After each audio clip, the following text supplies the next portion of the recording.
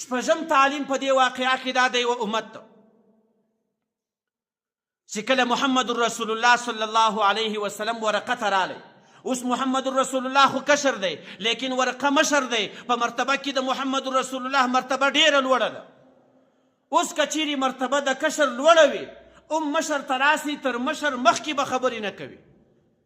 محمد رسول الله په دغه یوه واقعه کې و امت ته ډېر تعلیمونه پرېښي دي.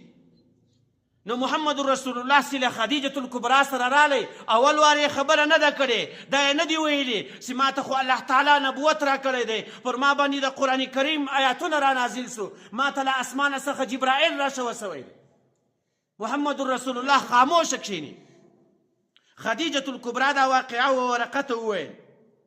ورقه ورته وایي یا ابن عمي اسمع من ابن اخیک.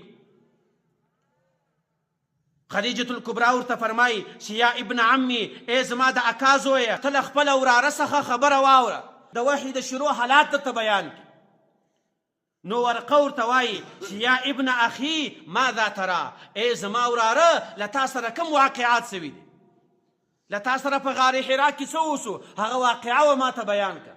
تر هغه وروسته محمد رسول الله خبرې شروع کړي.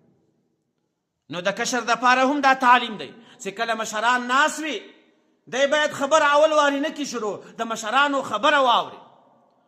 لیکن زموږ ستاسو په معاشره کې دا سنت هم پاته سوی دی، دا طریقه هم ختمه سوې ده. په مجلس کې مشران خو پرېږده، مشرانو ته خو ګر سره وار نه ورسیږي، اول واري کشر خبره کوي.